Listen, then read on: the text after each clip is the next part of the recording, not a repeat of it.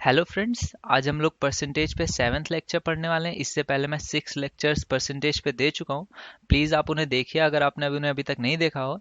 तो फ्रेंड्स, आज हम लोग इस पे पढ़ेंगे जो बहुत ज़्यादा क्वेश्चंस पूछे जाते हैं परसेंटेज पे, फ्रिक्वेंटली आज जो क्वेश्चंस हैं उनके बारे में पढ़ेंगे और उन्हें कैसे सॉल्व करें ये सीखेंगे। ठीक है फ्रेंड्स। सो ये एक टाइप है, ये बहुत ज़्यादा परसेंटेज से रिलेट ना करके मिक्सचर और एलिगेशन से रिलेटेड टॉपिक है, जो कि मैं नेक्स्ट में कवर करूँगा अभी इसके बाद में। लेकिन इसको क्योंकि इसमें परसेंटेज होता है तो बुक्स में मिक्सचर एलिगेशन टॉपिक ही नहीं होता है, तो उसमें परसेंटेज में ही इसको मिक्स कर देते हैं। तो इसको जितने हो सकते हैं इसमें हम लोग सीखेंगे और फिर मिक्सचर और एलिगेशन में उन टॉपिक्स को भी पूरे टाइप जो इसके आते हैं उन्हें कवर करेंगे। ठीक है। तो और एक और बात मैं फ्रेंड्स कहना चाहूँगा कि अभी मेरा जो मेन फोकस है वो आपके सारे कॉन्सेप्ट्स को बिल्ड करने पर है। तो अगर आपको इसमें कुछ मिस्टेक्स होती हैं मेरे से अगर कैलकुलेशन में, देन प्लीज़ उसके लिए मुझे माफ़ कर दीजिए। ठीक है। और अभी हम लोग इस पे सीखते हैं। ठीक है। तो अब जैसे ये क्वेश्चन है, इसमें वो क्या बोल रहा है कि ग्लिसरीन के 50 लीटर के एक नमूने में 20% की अशुद्धि मिलावट पाई गई है। ठीक है। और क्वेश्चन क्या पूछता है कि इसमें कितनी शुद्ध ग्लिसरीन मिलाई जाए ताकि जो अशुद्धता की प्रतिशतता है वो 5% रह जाए। ठीक है। तो देखिए, इस तरह के बहुत सारे क्वेश्चंस आएंगे अभी आपको, और बहुत तरीके से इस तरह के क्वेश्चन पूछे जाते हैं। तो इसको कैसे सॉल्व करना है वो आप समझिए। देखिए, इसमें एक चीज तो ये होती है कि पहले से एक वेसल है आपके पास, उसमें कोई चीज पहले से पड़ी होगी। ठीक है। और उसमें हो सकता है ये मिक्सचर हो तो दो चीजें होंगी, एक कुछ हो और तो दूसरी कुछ और होगी। तो उसमें बोलता है कि अगर मान लीजिए ये टाइप ए है, ये टाइप बी है। ठीक है। तो अगर बोलता है कि टाइप बी की कुछ चीजें मिलाई जाए, तो बताइए ए का परसेंटेज या बी का परसेंटेज, या हो सकता है कि ए टाइप का कोई चीज मिलाया जाए और तब पूछा जाए ए का परसेंटेज या बी का परसेंटेज। बस इसी टाइप से क्वेश्चन इसमें बन सकते हैं। ठीक है। तो देखिए इसमें कैसे करते हैं। आपको जैसे दिया हुआ है यहाँ पर, इसी क्वेश्चन को ले लेते हैं कि 20% की अशुद्धि है। तो मान लीजिए मैं ग्लिसरीन को GLY लिख देता हूँ। ठीक है। तो 80% ग्लिसरीन होगी और 20% जो होगी उसमें मिलावट होगी, अशुद्धि होगी। ठीक है। मैं अशुद्धि को अशुद्धि ही लिख देता हूँ। तो इसमें क्वेश्चन क्या क्या बन सकता था कि इसमें बोलता कि कुछ अशुद्धि मिलाएं तो ग्लिसरीन का परसेंटेज कितना कम हो जाए वो यहाँ पे दे देता। या फिर क्या दे रहा है कि कितनी शुद्ध ग्लिसरीन मिलाएं कि अशुद्धता जो है वो परसेंटेज कितनी रह जाए, 5%। अभी कितनी है, 20%। तो देखिए फ्रेंड्स, इस टाइप के क्वेश्चन को आप कैसे सॉल्व करेंगे कि जो चीज मिलाई जा रही है, जैसे कि यहाँ पर मान लीजिए पहले यहाँ पे बी मिलाया जा रहा था। ठीक है। तो चेंज क्या नहीं हो रहा है, ए जो है वो चेंज नहीं हो रहा है। ठीक है। तो जो चीज नहीं हो रहा है, जो चेंज नहीं हो रहा है, हम उसको लेकर चलेंगे और वो पहले कितना था और बाद में कितना बचा। ठीक है।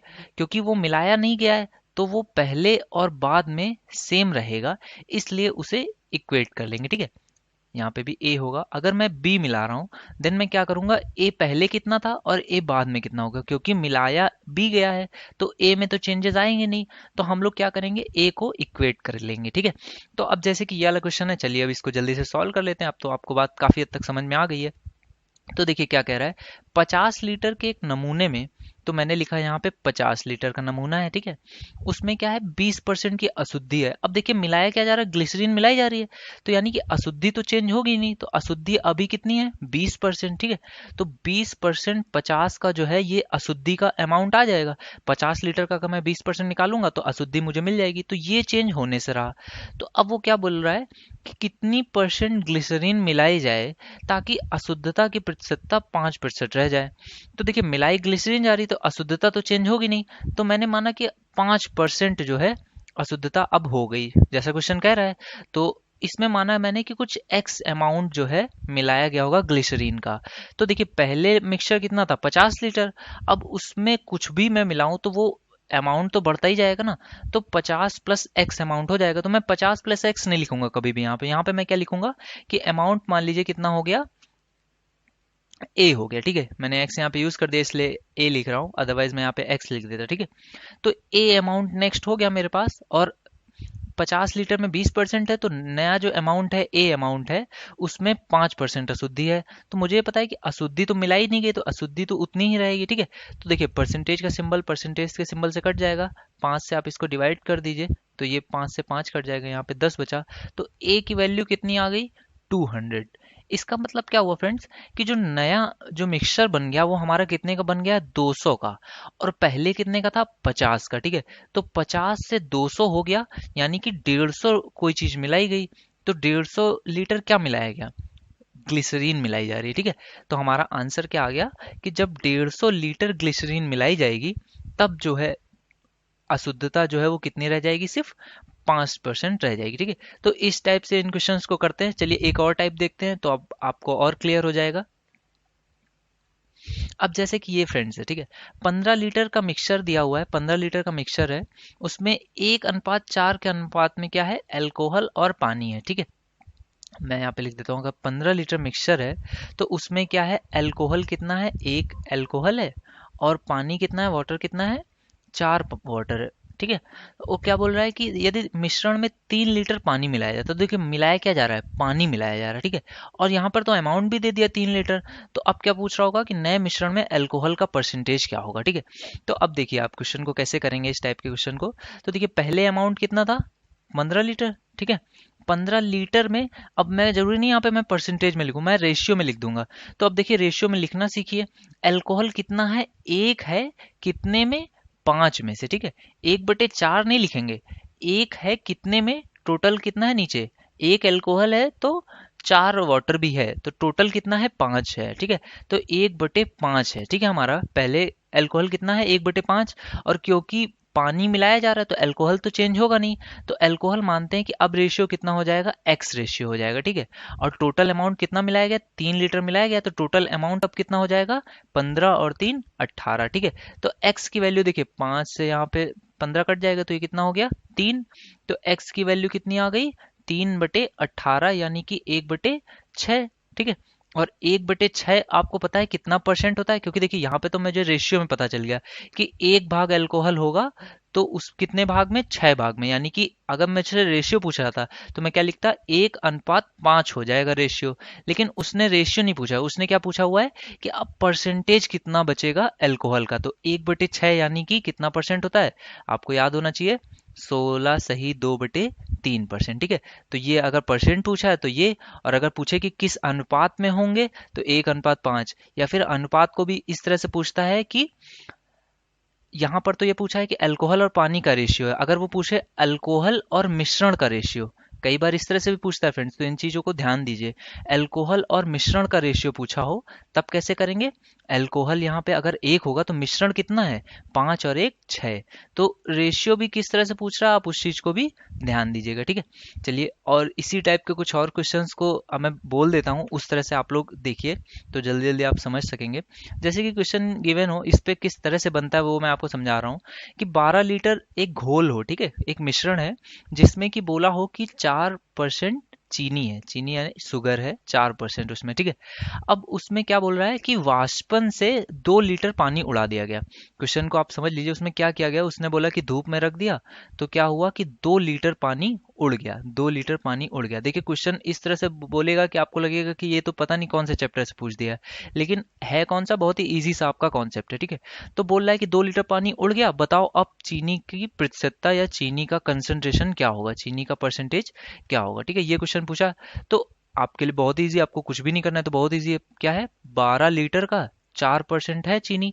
तो बताइए क्या पानी जब वाष्पन हुआ होगा तो क्या चीनी उड़ गई होगी, चीनी तो उड़ी नहीं होगी, चीनी तो उसी में रहेगी।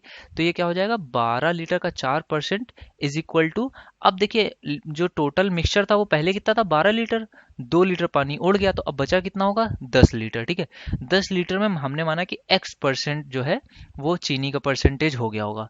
तो अब इसको आप सॉल्व कर लीजिए।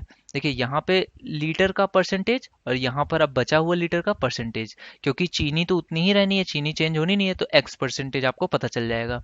तो आप इसको देखिए, 12 24 38 36, 12 चौक 48, 48, और ये 10 से आप इसको डिवाइड कर दीजिए 10, तो ये कितना आ जाएगा 4.8। ठीक है, तो इसका क्या मतलब हो गया कि 4.8% हो जाएगा, या कंसंट्रेशन चीनी का क्या हो जाएगा, 4.8%। ठीक है, इसी पे देखिए और क्वेश्चन एक टाइप का बनता है, जैसे बोलता है कि ताजे अंगूरों में 80% पानी है। ठीक है, क्या बोल रहा है कि अंगूरों को पहले बोल रहा है कि जब जैसे ताजे अंगूर निकाले गए तो उसमें कितना है, 80% जो है वो पानी है, बाकी क्या होगा, फल होगा 20%।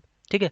अब वो क्या बोलता है कि उनको जब सुखाया जाता है तो उसमें, या फिर ये बोले कि जो सूखे हुए अंगूर होते हैं उसमें 10% पानी बचता है, ठीक है। या कई बार बोलता है कि अंगूरों में 80% पानी है, और यहाँ पर क्या बोलता है कि किशमिश है ये, ठीक है। तो किशमिश में बोल रहा है कि 10% पानी है, ठीक है। तो पूछे कि 3 किलो अंगूरों से 3 किलो अंगूरों से कितने किलो किशमिश तैयार होगी, इस तरह से क्वेश्चन पूछता है। या कई बार क्या बोल देगा कि किशमिश का अमाउंट दे देगा, पूछेगा इतनी किशमिश पाने के लिए कितने अंगूर की जरूरत पड़ेगी, ठीक है। इस तरह से क्वेश्चन आता है। तो ये भी अब आपको, क्योंकि अब आपने समझ लिया है, तो इसमें देखिए चेंज क्या चीज होगी, पानी चेंज हो जाएगा। पानी उड़ सकता है या फिर वो पानी एब्जॉर्ब कर सकता है, ठीक है। तो पानी तो चेंज होने वाली चीज है, तो कांस्टेंट क्या रहेगा, फल जो है। तो अंगूरों में कितना फल होता है, 20%, ठीक है। और किशमिश हमें बतानी है कितनी मिलेगी, तो हमने माना x किलो किशमिश मिलेगी, और उसमें फल कितना होता है, 90%। देखिए उसमें 90% फल होता है, उसमें पानी होता ही नहीं, पानी पूरा सूख चुका होता है, ठीक है। तो अगर हम 3 किलो अंगूर लेंगे तो उसमें कितने किशमिश किलो निकलेगी, तो देखिए परसेंट से परसेंट कट गया, जीरो से जीरो कट गया, ठीक है। अब एक 3 से ये 3 कट जाएगा, तो ये कितना हो जाएगा, 2/3। 2/3 kg आया। तो यहाँ पे 2/3 kg लिखिए, या फिर आप इसको ग्राम्स में भी कन्वर्ट करके आंसर दे सकते हैं। जिस भी फॉर्म में आपको आंसर उसमें ऑप्शंस में हो, आप उस फॉर्म में इसे कन्वर्ट कर सकते हैं, ठीक है फ्रेंड्स। चलिए नेक्स्ट क्वेश्चन देखते हैं। अब देखिए ये भी परसेंटेज का एक बहुत ज़्यादा क्वेश्चन पूछा जाता है, ये कई बार सेम टू सेम हो सकता है आपको पेपर्स में मिल जाए। देखिए इसमें क्या बोल रहा है कि कोई एक मिश्र धातु है, ठीक है। एक अयस्क है। देखिए अयस्क में क्या होता है, मिश्र धातु भी होती है और इम्प्योरिटीज भी होती हैं। तो आपको थोड़ा सा नॉलेज हो तो अच्छा है, नहीं तो कोई दिक्कत नहीं है, सवाल पूरा आपको एक्सप्लेन करेगा ही। तो वो क्या बोल रहा है कि एक मिश्र धातु 25% है। तो आपको ये पता होना चाहिए कि अगर 25% है तो शेष में उसमें क्या हो सकता है, अशुद्धियां होंगी, ठीक है। अशुद्धियां यहाँ पे हम लिख लेते हैं, या फिर यहाँ पे कुछ और भी हो सकता है दिया हो, तो आपको ज़्यादा उसमें अपनी साइंस नहीं लगानी है। जो अगर वो कहता है तो उस अकॉर्डिंग आप कर लीजिए। उसमें क्या बोल रहा है कि 25% आपकी मिश्र धातु है, तो मान लिया कि 75% में कोई और चीज होगी।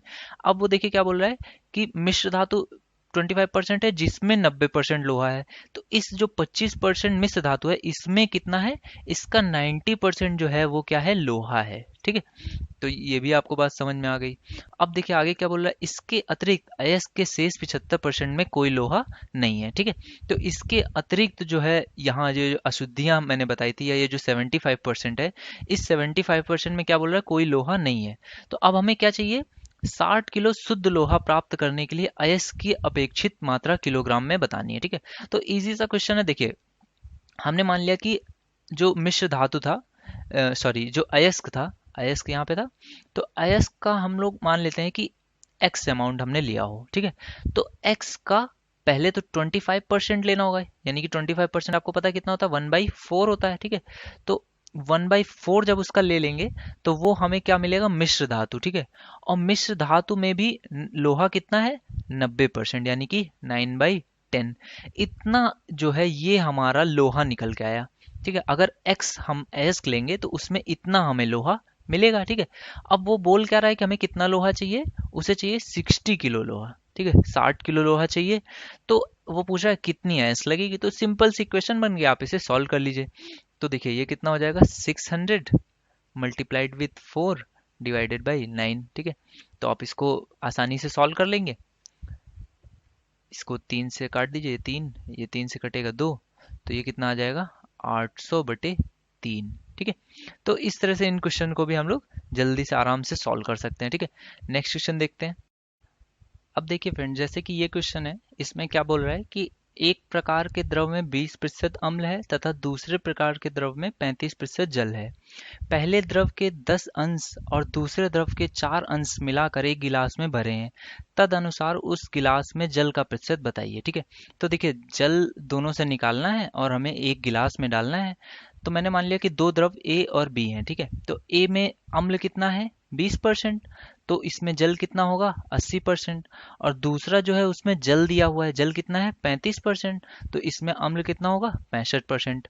अब वो क्या बोल रहा है कि पहला जो है वो 10 अंश मिलाया जाए और दूसरा जो है वो 4 अंश मिलाया जाए।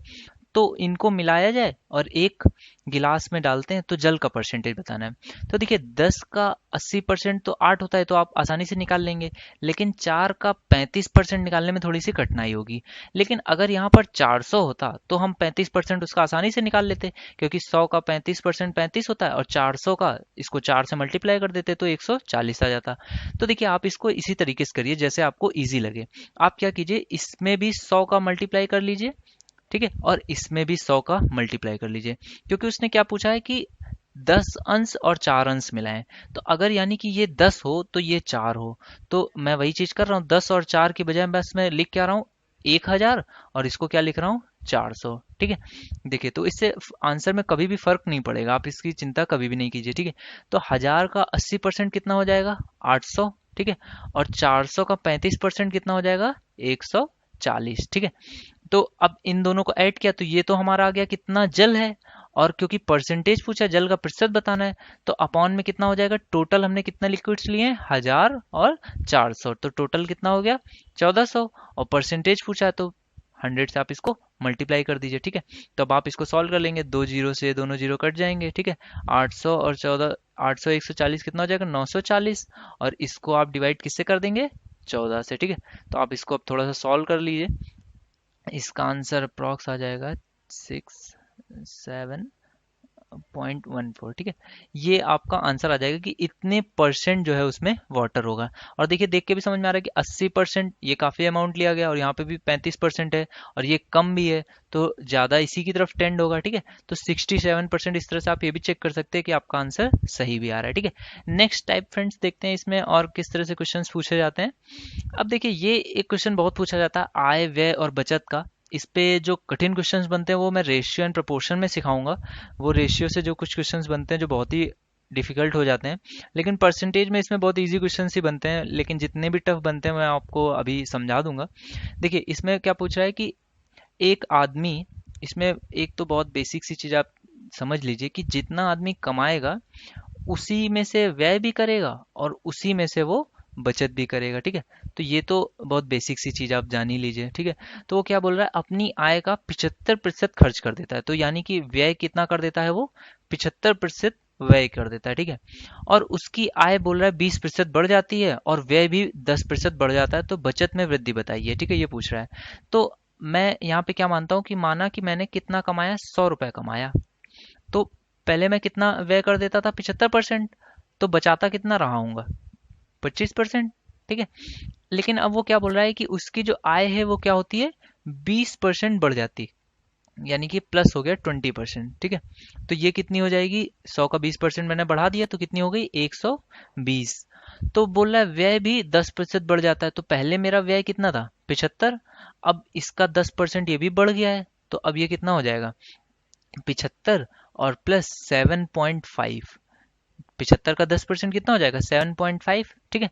तो व्यय भी 10% बढ़ गया, तो बोल रहा है कि बचत में वृद्धि बताइए। अब देखिए अब मेरी आय कितनी है 120, और अब मैं खर्च कितना करता हूँ 75 प्लस 7.5, तो अब मेरी बचत कितनी होगी, तो मैं क्या करूँ 120 में से जो ये मेरा 75 और ये 7.5 है इसको घटा दूं, ठीक है। तो 120 में 75 घटाएंगे तो कितना आ जाएगा 45, 45 में 7.5 घटा दीजिए तो ये कितना आ जाएगा 37.5, ठीक है। तो 37.5 जो होगी ये मैं बचाता हूँगा, लेकिन वो ये नहीं पूछ रहे कि अब मैं कितना बचाता हूँ, वो बोल रहा है कि कितना परसेंट वृद्धि हो गई है मेरी बचत में। तो पहले मेरी बचत कितनी थी 25, तो बढ़ी कितनी है 12.5, तो 12.5 जो है वो 25 का कितना परसेंट है, देखिए 50% है, इसका आधा ही तो है ये। तो ये कितनी बढ़ गई है मेरी 50%, मेरी जो बचत है वो बढ़ गई है, ठीक है। तो इस तरह से इन क्वेश्चंस को करते हैं। इसको अगर वैल्यू यहाँ पे थोड़ी डिफिकल्ट आती तो मैं क्या करता 12.5/25 गुणे 100 करता, तो इससे ये कितना आ जाता है ये 2 बार और 2 से 100 50, तो 50% जो मेरी बचत है वो भी बढ़ जाएगी, ठीक है। नेक्स्ट क्वेश्चन देखते हैं। अब देखिए ये थोड़ा सा और उसी का ही अपग्रेडेड फॉर्म है कि अगर बोला गया कि ए बी सी के वेतन जो है वो 1, 3 और 4 के अनुपात में है, और उनके वेतनों में क्रमशः 5%, 10% और 15% की वृद्धि की जाए, तो उनके बढ़े हुए वेतन किस अनुपात में होंगे। तो देखिए एक है, अगर ए की तो बी की कितनी है 3 है, और बी की अगर 3 है तो सी की कितनी है, 4 है। ठीक है, अब देखिए ये चीज आपको समझ में आ गई। अब वो क्या बोल रहा है कि इनके वेतनों में कितने परसेंट वृद्धि हुई, 5%, 10% और 15%। तो अब देखिए सेम चीज है कि अगर एक का मैं 5% निकालने जाऊंगा तो कुछ दशमलव में वैल्यू आ जाएगी, 3 का 10% निकालूंगा तो 0.3 आ जाएगा, 4 का 15% निकालूंगा तब भी वैल्यू दशमलव में आएगी।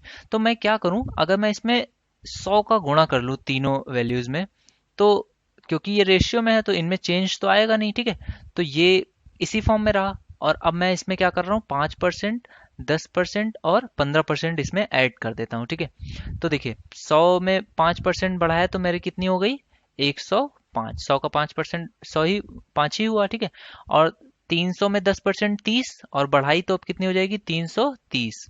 और 400 में 15% बढ़ाऊंगा तो कितना, 15 चौके 60, तो ये कितनी हो जाएगी, 460। ठीक है, तो बोल रहा है बढ़े हुए वेतन किस अनुपात में होंगे, तो मेरे अकॉर्डिंग इस अनुपात में होंगे। लेकिन इसमें देखिए कुछ कट रह गया, तो देखिए 5 से कट जाएगा, तो 5 से काटेंगे तो कितना आ जाएगा, 21, ये कितना आ जाएगा, 66, और ये कितना आ जाएगा, 92। ठीक है, अब इसमें देखिए कुछ कट रहा है क्या, इसमें कुछ नहीं कट रहा, 9 और 2 11, 6 और यहाँ पे 21। ठीक है, तो यहाँ पर कुछ भी कट नहीं रहा है, तो यही हमारा आंसर आ जाएगा कि अब नए जो बढ़े हुए वेतन होंगे वो इनके कितने किस अनुपात में होंगे, पहले किस अनुपात में थे, 1 3 एंड 4, और अब किस अनुपात में होंगे, 21 66 और 92। ठीक है, तो इसी टाइप से नेक्स्ट क्वेश्चन देखते हैं फ्रेंड्स।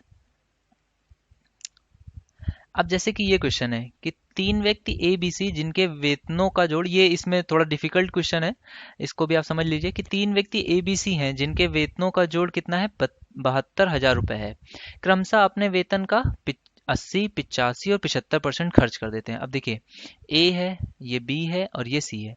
देखिए ये कितना खर्च कर देता है, 80%, ये कितना खर्च कर देता है, 75%, ये कितना खर्च कर देता है, सॉरी ये 85 और ये 75। ठीक है, तो अब वो क्या बोल रहा है कि अगर इनकी बचतों का अनुपात 8, 9 और 20 इस रेशियो में हो तो ए का वेतन बताइए। अब देखिए मैं कहता हूं कि अगर मैंने कहा कि ए का वेतन ए ही है, ठीक है, तो अगर वो ए का 80% वो खर्च कर देगा तो वो बचाएगा कितना, ए का 20% बचाएगा। ठीक है, तो ए का 20% ये बचाता होगा, और ये कितना बचाता होगा, बी का 15% बचाता होगा, क्योंकि 85% तो खर्च कर देता है, और ये सी का 25% बचाता होगा। ठीक है, तो देखिए अब इन तीनों में मेरे को रेशियो निकालना है। ठीक है, तो ए का 20, बी का 15 और सी का 25। अब देखिए ये मुझे रेशियो पता है कि ये किस रेशियो में होने चाहिए थे, 8:9:20। मुझे ये भी रेशियो पता है और ये पता है। तो देखिए मैं क्या करता हूँ कि ए का 20% जो है उसको मैं इक्वल कर देता हूँ 8 के। ठीक है, तो ए की वैल्यू कितनी आ जाएगी, क्योंकि ये परसेंट है तो इसको आप हर बार या तो परसेंटेज को हटाइए या फिर अभी आप इसको ऐसे ही सॉल्व कर लीजिए। तो ए की वैल्यू कितनी आ जाएगी, 8/20। ठीक है, इस ये वैल्यू इसके इक्वल होनी चाहिए थी 9 के, तो बी को आप इसके इक्वल कर दीजिए, तो बी की वैल्यू कितनी आ जाएगी, 9/15। और सी क्योंकि 25% ही उसका बचाता है और उसकी वैल्यू कितनी है रेशियो के अकॉर्डिंग, 20 है, तो सी की वैल्यू आप इससे निकाल लीजिए, तो ये कितनी आ जाएगी, 20/25। तो ये आ गई हमारी वैल्यू का जो वो कमाते हैं, ए बी और सी। अगर मैंने माना था पहले कि ए बी सी कमाते हैं, तो ए का 80% वो खर्च कर देते होंगे, बी अपने का 85%, सी अपने का 75%, तो ए अपनी का 20% बचाता होगा, बी अपनी का 15% बचाता होगा और सी अपनी का 25% बचाता होगा। लेकिन सवाल में दिया हुआ है कि ये जो बचाते हैं ये 8, 9 और 20 के रेशियो में बचाते हैं, तो मैंने माना कि ठीक है जो क्वेश्चन कह रहा है उसको उसके इक्वल कर देते हैं। तो ए का जो 20% यानी उसकी जो बचत है उसको मैंने क्या कर दिया, 8 के इक्वल कर दिया। बी की जो 15% बचत है उसको मैंने 9 के इक्वल, और सी की जो 25% बचत है उसको मैंने 20 के इक्वल कर दिया। तो मैंने ए बी और सी में वैल्यू निकाल ली। तो ए की वैल्यू कितनी आ गई, 8/20, बी की कितनी आ गई, 9/15, और सी की कितनी आ गई, 20/25। ठीक है, तो ए बी और सी की ये हमारी क्या आ गई कि इतना इतना वो अगर कमाते होंगे तो उनकी जो बचत होगी, अगर वो 20, 15 और 25% होगी, तो वो किस रेशियो में होगी, 8, 9 और 20 रेशियो में होगी। ठीक है, लेकिन अब देखिए क्वेश्चन में क्या कहा गया है कि ए बी और सी तीनों के वेतनों का जोड़ कितना है, 72,000। तो देखिए मैं या तो इनको ऐसे ही जोड़ूं तब सॉल्व करूं, या फिर मैं क्या करूं कि इनका एलसीएम देख लेता हूं कितना है। तो देखिए ये क्या है, 20 है, यानी कि 5 into 4 है। ये कितना है 15 है, यानी कि 5 into 3 है। और ये कितना है 25, यानी 5 into 5 है। तो इनका एलसीएम ले लीजिए, तो ये कितना आ जाएगा 4 और 12, और 12 और 25 कितना हो जाएगा 300। ठीक है, तो मुझे 300 से मल्टीप्लाई करना है। ठीक है ना फ्रेंड्स, ये बात आपको समझ में आ रही है? तो इसमें इसको कैसे करेंगे, 300 से आप मल्टीप्लाई कर दीजिए तीनों नंबर्स को, क्योंकि ये एक रेशियो है तो ये इसमें भी चेंजेस नहीं आएंगे। ठीक है, बाकी इस क्वेश्चन को मैं रेशियो में फिर से एक्सप्लेन कर दूंगा, तो अभी आप इसको इस तरह से समझ लीजिए। तो 300 से जब मल्टीप्लाई करेंगे तो ये 0 से 0 कट जाएगा, और ये 2 से ये 15। ठीक है, इस पे 15 से सीधे से कट जाएगा, तो ये कितना आ जाएगा 20। और यहाँ पे 25 सीधे से कट जाएगा, ये 4, तो ये कितना आ जाएगा 12। ठीक है, तो इसको सॉल्व करेंगे तो 15 अठे 120।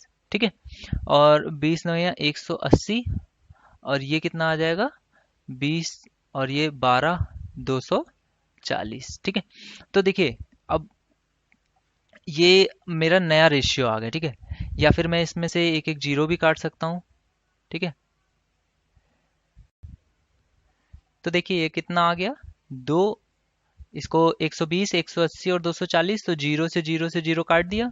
6 से आप इसको काट दीजिए, तो 6 दूनी 12, 6 त्रिक 18, और 6 चौको 24। ठीक है, तो ये नया रेशियो ए बी सी की इनकम में कितना आ गया 2 3 और 4 का। तो इसका सम देखिए कितना है, 4 और 3 7 और 2 9। तो 9 इसका सम है इनकी आय का, और इनके वेतनों का जोड़ मेरे अकॉर्डिंग कितना है 9। और सवाल में कितना दिया हुआ है 72,000। तो 9 को इक्वल कर देंगे 72,000 के, तो एक की वैल्यू कितनी आ जाएगी, एक की वैल्यू निकाल लेंगे, 9 अठे 72, तो ये कितना आ जाएगा 8,000। ठीक है, और पूछी किसकी है, एक की पूछी है, तो एक इनकम कितनी है 2। तो एक की वैल्यू 8,000 है, तो दो की वैल्यू कितनी हो जाएगी 16,000। ठीक है, तो इस टाइप से इन क्वेश्चंस को भी करते हैं फ्रेंड्स। ठीक है।